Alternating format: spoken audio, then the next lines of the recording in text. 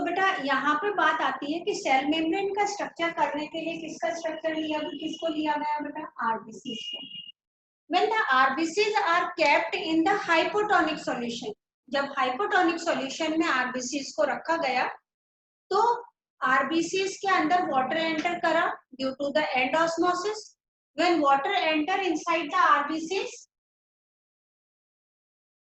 due to end osmosis, as a result the RBCs become swollen and more water, क्योंकि completely hypotonic solution था तो ultimately the RBCs rupture। और जब RBC rupture हुई तो हमें केवल ये एक मिला, that is called as membrane या फिर सेल मेम्ब्रेन। तो we get the structure of the cell membrane, we get the cell membrane. और फिर इस सेल मेम्ब्रेन की केमिकल स्टडी करके हम लोगों ने डिड्यूस करा, डिड्यूस करने का मतलब है फाइंड आउट करा कि what is the structure of the cell membrane. तो उसके बेसिस पर आरबीसीज की डायग्राम अभी नहीं, no no not now. RBCs की सेल मेम्ब्रेन का जो स्ट्रक्चर था तो उसमें जब स्टडी की गई कि किस किस सब्सटेंस के बने हुए हैं तो मेनली जो सब्सटेंस मिला वो दैट इज प्रोटीन। और आरबीसीज की जो सेल मेम्ब्रेन होती है उसमें 52% प्रोटीन होता है एंड लिपिड इज 40%। तो ये डिड्यूस हुआ बेटा।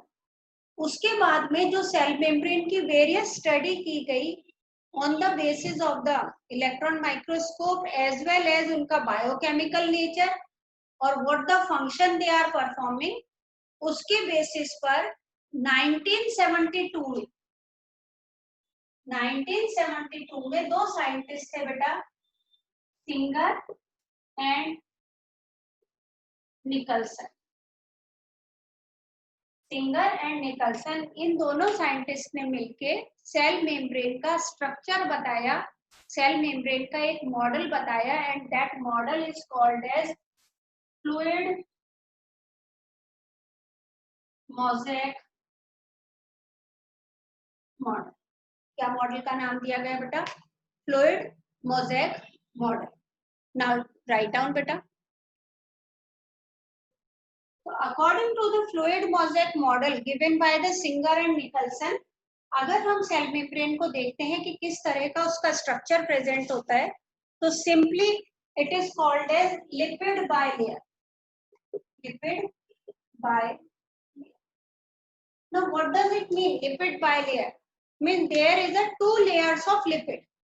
हाँ, पहले जब सिंगर एंड निकलसन से पहले और कई साइंटिस्ट ने इनके मॉडल देने की कोशिश की थी और उसमें one of the model they said it sandwich model. उन्होंने उसका नाम सैंडविच मॉडल दिया था। सैंडविच मॉडल कैसे कि दो ब्रेड होती है बेटा, तो वो दो ब्रेड को उन्होंने लिपिड की दो लेयर मान ली और उन्होंने कहा कि उन दोनों लिपिड की लेयर के बीच में जो सैंडविच का मसाला मम्मी भरती है, आलू या वेजिटेबल्स कुछ भी, वो उसके अंदर फिल रहता है, यानी प्रोटीन उसके अंदर रहता है। वो मॉडल दिया गया था जिसको डिस्कार्ड कर दिया गया किसने बेटा, फ्लूइड मोज़ेक मॉडल में सिंगर एंड निकलसन ने। क्यों? क्योंकि दो लिपिड लेयर तो प्रेजेंट थे लेकिन जो बीच में प्रोटीन था उससे वो लोग उसके जो फिजियोलॉजिकल प्रोसेसेस होते हैं ना वो एक्सप्लेन नहीं कर पाए थे। तो जो फ्लूइड मोज़ेक मॉडल था उसके थ्रू वो एक्सप्लेन कर पाए। तो हम देख रहे हैं कि लिपिड बाइलेयर प्रेजेंट होती है। अब लिपिड की दो लेयर, लिपिड की दो लेयर प्रेजेंट है, किस तरह की है? तो सबसे पहले हमें देखना होगा कि इसमें लिपिड के मॉलिक्यूल कैसे होते हैं। तो लिपिड के मॉलिक्यूल जो होते हैं that is the long chain of fatty acid. तो लिपिड जो होता है बेटा, अगर मैं उसका एक कार्टून स्ट्रक्चर बनाती हूँ, कार्टून स्ट्रक्चर का मतलब होता है कि I am not making a exact structure, I am just showing it a diagrammatic manner. जैसे अगर अपन लोग ह्यूमन बीइंग का कार्टून स्ट्रक्चर बनाते हैं तो हम सिंपली ये बना देते हैं, ये हो जाता है ना कि ये ह्यूमन बीइंग का स्ट्रक्चर। अगर ये रिप्रेजेंट कर रहे हैं तो it is representing a man, human being को रिप्रेजेंट कर रहे हैं, तो वो कार्टून स्ट्रक्चर। अब इसमें कहीं पे भी बॉडी नहीं बनाई है, केवल दो हैंड दिखा दिए, दो लेग्स दिखा दिए, एक ऊपर हेड दिखा दिया। कहीं पे भी अगर ये वाला स्ट्रक्चर आता है तो आप देखते पहचान जाते हो ना कि हाँ भाई ये तो मैन का है, ठीक है। तो उसी तरह से ये इन्होंने किसका स्ट्रक्चर बताया बेटा, लिपिड का। अब लिपिड के इसमें दो पार्ट्स हुए, ये वाला जो पार्ट होता है that is called as head and it is hydrophilic और it is polar in nature. यानी कि जो लिपिड है उसका एक पोर्शन होता है that is called as the head which is polar in nature and it is hydrophilic. Hydrophilic का मतलब होता है वाटर लविंग, यानी अगर इनके कांटेक्ट में वाटर आते हैं तो इन्हें कोई प्रॉब्लम नहीं है, तो वो हाइड्रोफिलिक एंड हो गया। ये वाला जो टेल रीजन है this is called as tail and it is hydrophobic. ये क्या है बेटा, हाइड्रोफोबिक। फोबिया, फोबिया मीन्स होता है फियर, डर, यानी इनको पानी से डर लगता है, यानी दे आर वाटर रिपेलिंग, पानी से दूर रहना चाहते हैं, water repelling, because they are non polar in nature.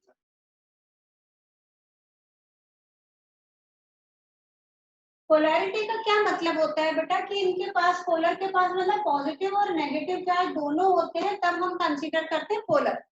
और जब पॉजिटिव और नेगेटिव इक्वल अमाउंट में प्रेजेंट हो जाए या नहीं हो, चार्जेस ही नहीं हो, तो उस कंडीशन के लिए हम यूज करते हैं नॉन पोलर।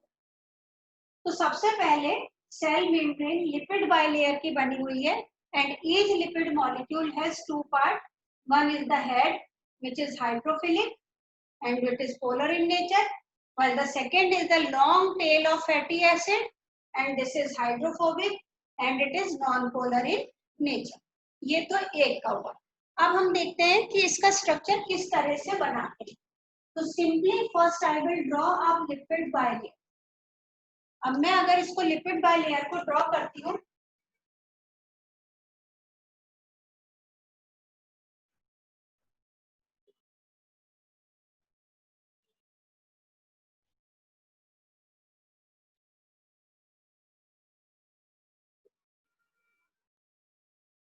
ये मैं डबल लेयर बना रही हूँ जिसमें दोनों तरफ हेड बाहर की तरफ बनाए हैं बेटा, और टेल क्योंकि हाइड्रोफोबिक है, वाटर हेटिंग है, इसलिए इट इज प्रेजेंट इनसाइड। आपको पता है कि कोई भी अगर सेल है, ठीक है, अगर कोई भी सेल है तो क्या होता है बेटा, जैसे सपोज ये एक सेल है, ये सराउंडिंग का एनवायरनमेंट है, तो यहाँ पे तो क्या प्रेजेंट होना है, मॉइस्चर होना है, मॉइस्चर होना है मतलब वाटर प्रेजेंट है। ऐसे ही अंदर क्या प्रेजेंट होना है, साइटोप्लाज्म, और साइटोप्लाज्म में भी क्या प्रेजेंट है, वाटर प्रेजेंट है। यानी अगर सपोज ये एक मैं सेल मेम्ब्रेन मान लूं तो इस साइड भी वाटर प्रेजेंट होएगा और इस साइड भी वाटर प्रेजेंट होएगा, तो दोनों तरफ, दोनों साइड में क्या चीज आनी चाहिए, जो वाटर लविंग हो। तो इसलिए सेल मेम्ब्रेन के दोनों साइड में ये वाले हेड रीजन आ जाते हैं विच आर वाटर लविंग, और ये दोनों, ये टेल जो होते हैं वो वाटर हेटिंग है यानी हाइड्रोफोबिक है, तो they will come in the centre, जैसे कि इधर पानी का कोई कांटेक्ट में नहीं है। अब बेटा मैंने ये बीच में स्पेस बना रखी है, ये स्पेस में प्रोटीन प्रेजेंट होते हैं, ठीक है, सम ऑफ द प्रोटीन में भी present over here, some of the protein में भी प्रेजेंट ओवर हियर, क्योंकि हमने पढ़ा था आरबीसीज में 52% प्रोटीन होते हैं आरबीसी की सेल मेम्ब्रेन में और 40% लिपिड है। इसका मतलब protein are randomly placed, protein अलग अलग जगह पर प्लेस्ड होते हैं। अब बेटा प्रोटीन को हम लोग दो कैटेगरीज में डिवाइड करते हैं on the basis of the ease of extraction. ये वर्ड नया है, ईज ऑफ एक्सट्रैक्शन। ईज का मतलब होता है कितना इजीली, और एक्सट्रैक्शन का मतलब होता है निकाल लेना। यानी अगर मेरे पास कोई सेल मेम्ब्रेन है और मैं उस सेल मेम्ब्रेन में से प्रोटीन को निकालना चाहूं, तो किस प्रोटीन को मैं कितना इजीली निकाल सकती हूँ, उसके बेसिस पर इन्होंने प्रोटीन की दो कैटेगरी करी। अब अगर एक सिंपल सा एग्जांपल देती हूँ कि आप लोगों के घर में यूजुअली, जैसे अगर मैं सपोज गई तुम्हारे घर और तुम्हारे घर में से मुझे कोई चीज लेके आनी है, कोई भी चीज, तो जो चीज मुझे बाहर रखी हुई मिलेगी वो मेरे को इजी होएगा उठाने के लिए, मैंने इजीली उठा ली। किसी रूम में भी जाके उठानी है तो मैं रूम में भी जाके उठा लूंगी। लेकिन अगर मम्मी ने उसको बेड में रख रखा है या कबर्ड में ऊपर रख रखा है या ट्रंक के अंदर रख रखा है, तो वो मेरे लिए पॉसिबल नहीं होगा कि मैं इजीली उसको निकाल लूं। क्योंकि अगर सपोज बेड में रख रखा है तो पहले मैं बेड को उठाऊंगी, उसके लिए मुझे किसी की हेल्प चाहिए, और मैं तो चोरी करने आई हूँ, है ना। तो मैं पहले उठाऊंगी, यानी मेरे को इजी नहीं रहेगा। तो ऐसे ही अगर सपोज मुझे ये प्रोटीन निकालना है तो it is very easy to remove. Remove करना इजी है ना बेटा। ये प्रोटीन निकालना है तो थोड़ा सा इजी है, लेकिन इस प्रोटीन को निकालना है तो मुझे पूरे में से खींचना पड़ेगा। तो हम यहाँ पे फिर वापस से वर्ड ध्यान दो, on the basis of the ease of extraction the protein are of two type. और वो दो टाइप के कौन कौन से प्रोटीन होते हैं बेटा? One is called as extrinsic protein, जिसको कहा जाता है पेरिफेरल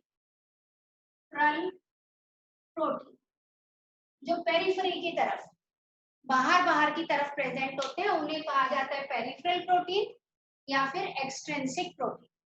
तो मैं इसको एक्सट्रिंसिक प्रोटीन मान सकती हूँ, इसको भी एक्सट्रिंसिक प्रोटीन मान सकती हूँ। ये दोनों पेरिफेरल प्रोटीन हो गए। और दूसरा प्रोटीन जो होता है बेटा वो होता है इंट्रिंसिक प्रोटीन। और इंट्रिंसिक प्रोटीन क्या होता है? जिसको इजीली एक्सट्रैक्ट आउट नहीं किया जा सकता। तो this protein is called as intrinsic protein. ये प्रोटीन क्योंकि बहुत डीप तक है, अगर कोई प्रोटीन सपोज इतना डीप भी चला जाए तो भी ये क्या कंसीडर करा जाएगा? तो भी ये इंट्रिंसिक प्रोटीन ही कंसीडर किया जाएगा। लेकिन क्योंकि ये प्रोटीन एक साइड से चालू हुआ है और दूसरे साइड पर खत्म हुआ है, तो इसको हम और भी नाम दे सकते हैं, that is called as tunnel protein. This is also called as tunnel protein. तो इसको हम टनल प्रोटीन भी कह सकते हैं बेटा, इंट्रिंसिक प्रोटीन भी कह सकते हैं, ठीक है। और एक्सट्रिंसिक किसको कहते हैं? Which can be easily extracted out, जिसको इजीली निकाल सकते हैं, that is called as extrinsic protein. Clear है बेटा? तो ये model was given by the Singer and Nicolson and that is called as fluid mosaic model. अब ये जो फ्लूइड मोज़ेक मॉडल में खाली दो ही चीज नहीं, देखो 50%, 52% तो हो गया प्रोटीन, 40% क्या हो गया? लिपिड। टोटल परसेंटेज मिलाई जाए तो कितनी बनी बेटा? 92। तो 92% से बाकी की 8% क्या है? तो बाकी की जो 8% होती है that can be the sugar. Sugar present होते हैं, जिसको हम लोग कई बार इस तरह से लाइन से कर देते हैं, ये शुगर। तो ये शुगर मॉलिक्यूल प्रेजेंट होते हैं बेटा। एंड समटाइम जो प्रोटीन मॉलिक्यूल होते हैं they can be of different type, जैसे कि इसके साथ में एक लॉन्ग स्ट्रक्चर रह सकता है, इसके साथ में एक लॉन्ग स्ट्रक्चर रह सकता है। तो दैट model was given by the Singer and Nicolson and it is called as cell membrane को उन्होंने कहा कि it is quasi fluid in nature. ये न्यू वर्ड है बेटा, ध्यान देना कि the cell membrane is quasi fluid in nature. What does it mean? इसका मीनिंग क्या है? क्वासी फ्लूइड, क्वासी का मीनिंग होता है सेमी, यानी नाइदर फ्लूइड है, नाइदर लिक्विड है, नॉर सॉलिड है। जैसे अपन सिंपली ये कह दें कि मोर और लेस जेली लाइक, जिसमें चीजें थोड़ा सा मूव कर सकती हो, उसके लिए वर्ड यूज होता है क्वासी फ्लूइड। तो इसको क्वासी फ्लूइड इन नेचर क्यों कहा गया बेटा? तो एक्चुअली क्या होता है कि ये जो प्रोटीन मॉलिक्यूल है इनकी जगह फिक्स नहीं होती, इनकी जगह फिक्स नहीं होती, दे कैन मूव। ये प्रोटीन यहाँ से यहाँ मूव कर सकता है, ये प्रोटीन इधर से इधर मूव कर सकता है, ये प्रोटीन निकल के आगे मूव कर सकता है। और इसकी वजह से ही सेल जो है वो अपनी परमिएबिलिटी चेंज करता है for the different different molecules. हम कहते हैं ना बेटा कि यूकैरियोटिक सेल या जो सेल होती है उसकी जो सेल मेम्ब्रेन होती है that is selectively permeable in nature. तो यहाँ पे सेलेक्टिवली परमिएबल का क्या मीनिंग है? यानी परमिएबल होता है, परमिएबल का मीनिंग होता है if the things can come in and go out, that is called as permeable. Selectively permeable का मीनिंग होता है only certain things can come in but the other thing of the same size can be checked.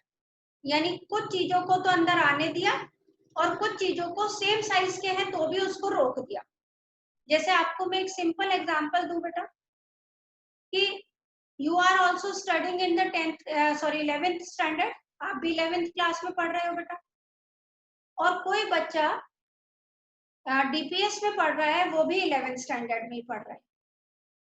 वो अपने DPS की uniform पहन के गया, आप अपने आरपीएस की यूनिफॉर्म पहन के गए। अब आप वो डीपीएस की यूनिफॉर्म पहन के डीपीएस स्कूल में गया तो उसको एंट्री मिल जाएगी। लेकिन अगर आप आरपीएस की यूनिफॉर्म पहन के सेम साइज के हो, सेम क्लास में पढ़ रहे हो, लेकिन आपने यूनिफॉर्म दूसरी पहन ली, यानी यू आर डिफरेंट मॉलिक्यूल, आप अगर डीपीएस में एंट्री करना चाहोगे तो दे विल चेक यू, वो आपको वहीं रोक देंगे कि बोलो भाई क्या काम है, कि जी मैं तो 11th क्लास में पढ़ता हूँ।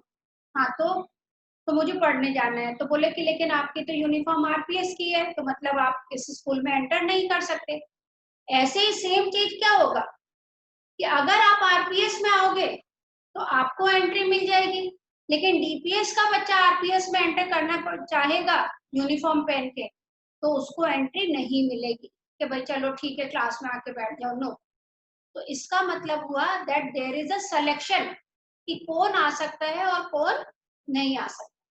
तो जो सेल मेम्ब्रेन होती है वो सेलेक्टिवली परमिएबल होती है। It means they allow certain molecule to enter but check the other.